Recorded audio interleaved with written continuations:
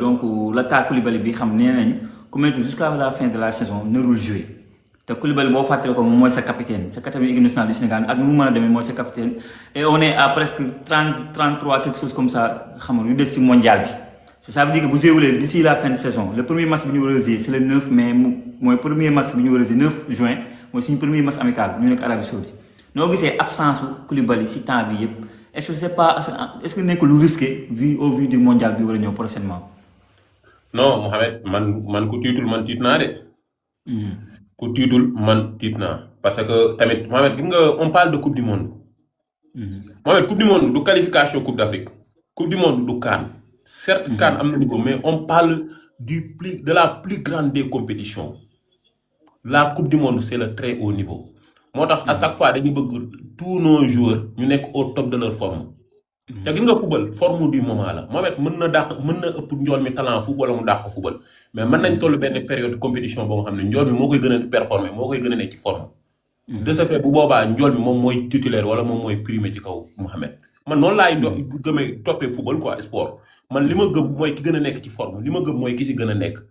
nekkal ma Samba wala nga nekk ma Demba man je m'en fous man ki ma gëm mooy ki nga xam ni moom moo gën a nekk top moom moo gën a performant moom moo gën a mérito moom moo gën a nekk ci forme léegi nag pour revenir à ta question mooy man dama tiit parce que xam nga la du Koulibaly kese certes Koulibaly c'est blessé dañuy ñaan yàlla mu ñëw parce que c'est fait partie des cadres c'est un leader c'est notre capitaine comprendre nga te vraiment voilà doon nañ ko soxla ci li nga xam ne moom mooy suñu axe central bi parce que am Koulibaly moo gën bañ ko am. mais nag du Koulibaly kese y a beaucoup de nos joueurs yoo xam ne. comme Mamadou Sarr sax mi xamante ne moom tamit Chelsea boo xoolee 2 derniers matchs tout sax bokk ci groupe bi. du Koulibaly 2 derniers matchs bokk ci groupe bi. à part Niakhaté daal mos nekk carrément ci niveau du jouer Lyon ñu gis ko carrément mais le reste c'est un peu compliqué même Abdoulaye Seck club boobu nee da koy libérer l'année prochaine parce que ñu nekk amuñu satisfaction boo jëlee loolu yëpp c'est 4 défenseurs kenn nga si gis mu si jouer normalement ñu wax ne daal moo ngi performer ñeneen ñi c'est compliqué. moo tax la Koulibaly bu fi nekk Koulibaly pour man mooy cas bi gën a rëy parce que mooy suñu capitaine quoi. Mohamed gis nga instant bii nii ma wax la ko nga dégg. benn défenseur central bu nekk ci forme nga am benn défenseur central maanaam bu nan laa ko mën a waxee bu éligible laa ko mën a waxaa boo xam ne mën nga compter à 100% ci moom muy Moussa Niakhaté. à part ça Koulibaly gis nga ko mi ngi ci blessure dañuy ñaan yàlla mu ñëw mais est-ce que bu ñëwee dina nekk la Koulibaly bi nga xam ne moom lañ xamoon 100%. Mamadou Sarr gis nga ko ma nga fee ne di Chelsea léegi Chelsea dootu ko sax boole ci listam Chelsea dootu ko convoqué. Nobel Mendy je sais pas ak blessure bi mu jógee place de titulaire am ak yooyu est-ce que mi ngi ci forme yi nga xam ne moom la nekkoon ci début saison bi. Abdoulaye Seck yaa ngi gis son cas je pense pas que il va être titulaire à la coupe du monde parce que on parle de la coupe du monde Mohamed. léegi nag li nga xam ne moom moo des il faut aller chercher Moustapha Mbow du Paris FC. il faut aller chercher Malang Sarr Mohamed ñun nekkuñu fi di xëccal benn jour tànk wala ñuy kàttal kenn wala ñuy tàntal kenn ñun ñoo mag loolu ñun li nga xam ne moom moo ñuy importer mooy ñi nga xam ne ay joueurs lañ ay joueurs de haut niveau ñu mën ñoo accompagner ci coupe du monde boobu ñu mën a jàppale li nga xam ne moom mooy équipe bi loolu rek moo ñu ci amal solo. puisque Koulibaly am na ko bind si commentaire ne pas de les jouer axe comme tey jii lu mu ko gis tey mu jouer axe temps yi axe lay jouer loolu yow gisoon ne idée bu ñu war a teg la aussi ça pas de axe wala yow li nga gis mooy Moustapha Mbow wala Malang Sarr parce que Moustapha Mbow maa ngi gis ne Liverpool mu ngi koy bàyyi xel Crystal Palace lañu wax ak Fulham xam nga ça veut dire que niveau la wone quoi ba pare Malang Sarr gis ngeen niveau bi mu nekk du côté de Lens du ma ko wax kenn équipe am dem na finale Coupe de France équipe am moo jël 2e en championnat ba ay Al Hilal pare nañoo teg xaalis bi weextal donc yow solution yi nga gis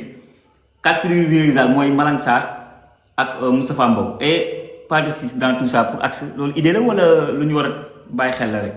bon mën na nekk alternative. mais pas de boo koy convoqué da nga koy convoqué comme milieu terrain comme ni nga ko amee noonu nga koy convoqué léegi nag boo demee ba ci biir compétition bi pas de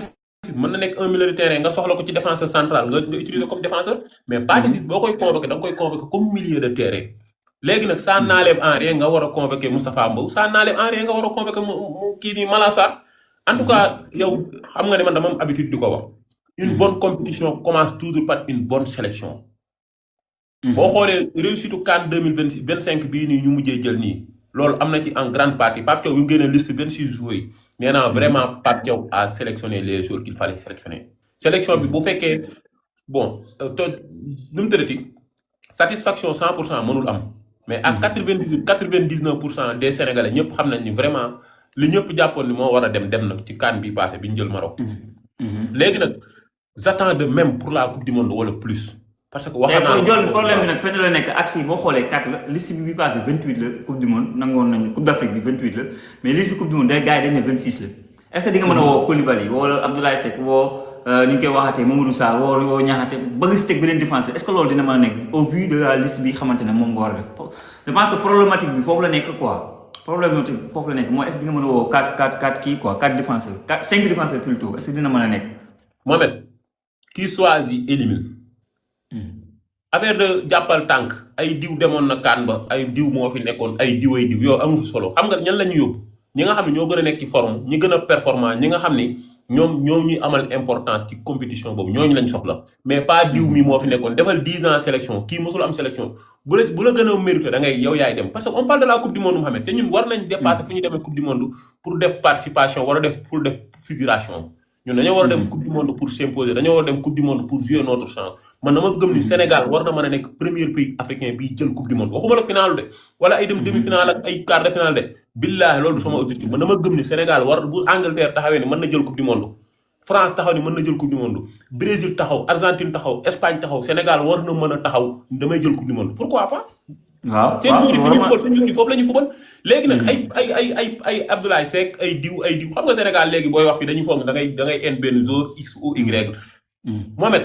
nañ yóbbu joueurs yi ñu amal njariñ nañ yóbbu joueurs yi nga xam ne ñoo si gën a nekk nañ yóbbu joueurs yi nga xam ne ñoom ñoo gën a nekk en forme balaa ñuy yegg ci loolu nag coupe du monde des na yaakaar naa 1 mois et quelque. waaw un mois et quelque. kenn joueur bu ci nekk xam nga critère de sélection yi xam nga li lay indi sélection muy lan tu dois être performant mais on doit te sélectionner parce que yow yaay diw on doit te sélectionner parce que nekkoon nga fi bi jël CAN bi on doit te sélectionner parce que tu es là non man doxuma ci loolu man méritocratie laa gëm yaa ngi dégg. méritocratie laa gëm du ma jóg ci loolu mais pas affaire de émotion affaire de sentiment parce que boo sélectionné ndax sentiment nga sélectionné ndax émotion wala bëgg lu neex nit wala kii boo demee fële na la billaahi da nga fay fekk équipe yoo xam ne bu ñu la ëppul doole ëppoo leen doole dañ lay dàq ni la li nga root doyul dama rooti waat.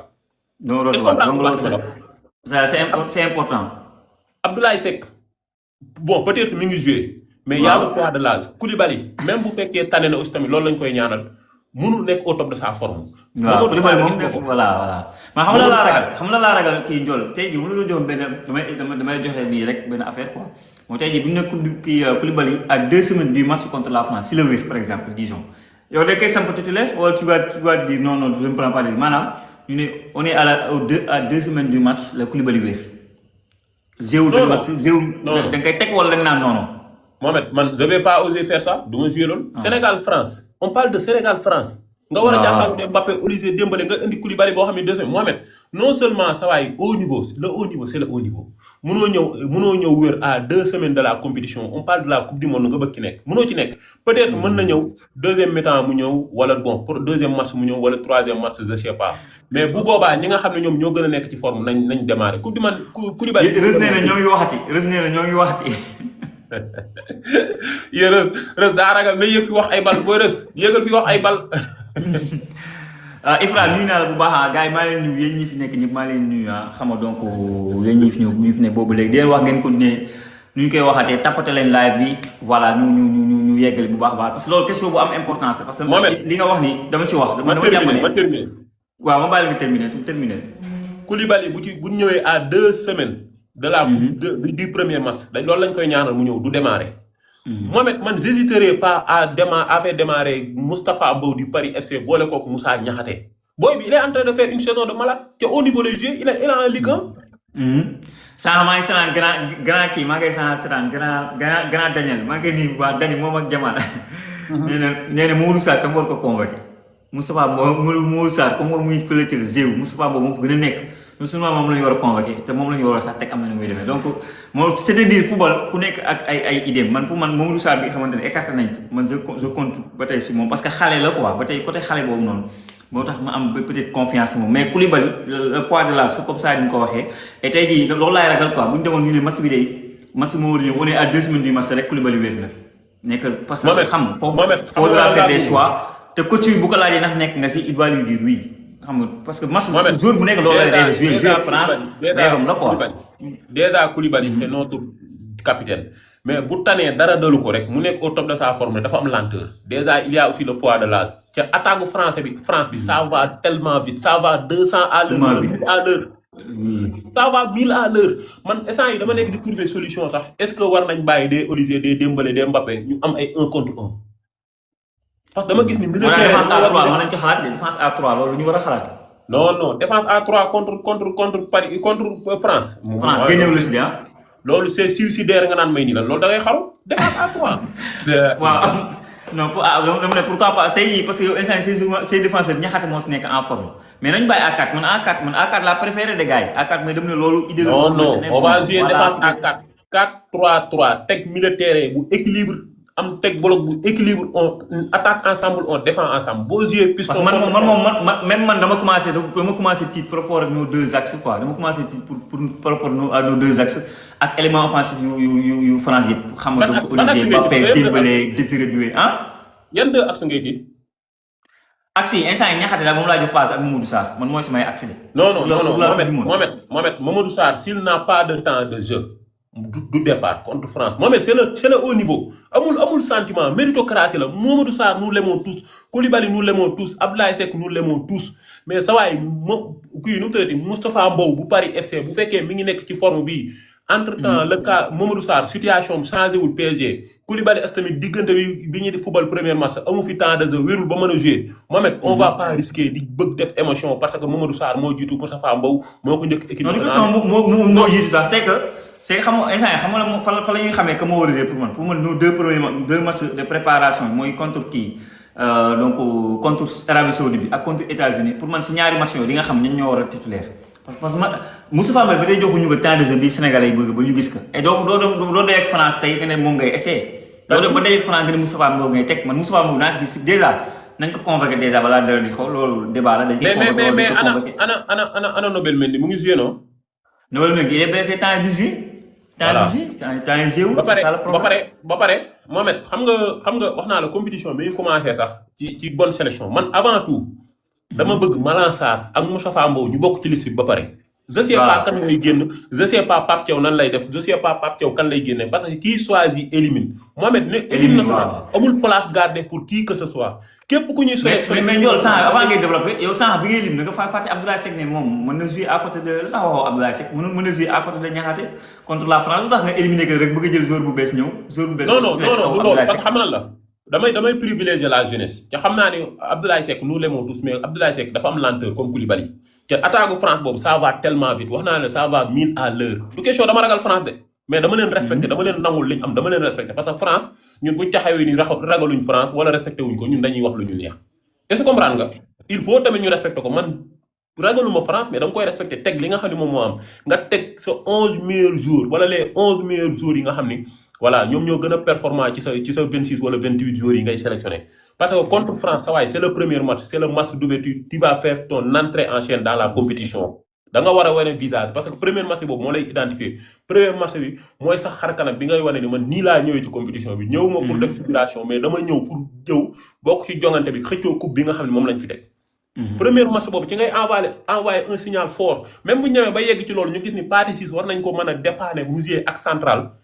deuxième match ñu xool solution Mohamed nañ ko def mais daal en tout cas li ma bëgg mooy premier match contre la France nañ teg ay joueurs yu pare ay joueurs yu nekk ci forme joueurs yoo xam ne ils sont prêts physiquement mentalement et moralement ba pare teg ay soldats yoo xam ne Mohamed duñ teggi tànk c'est très important duñ teg benn def boo xam ne sa waay da ngay teggi tànk wala ngay cablangal wala nga nekk ci terrain bi di layaam non c'est très sérieux dañuy teg ay joueurs yoo xam ne dañuy teg tànk comme la génération de 2002 ils ont joué 90 minutes contre la France te xoolal defuñu benn changement est-ce que comprendre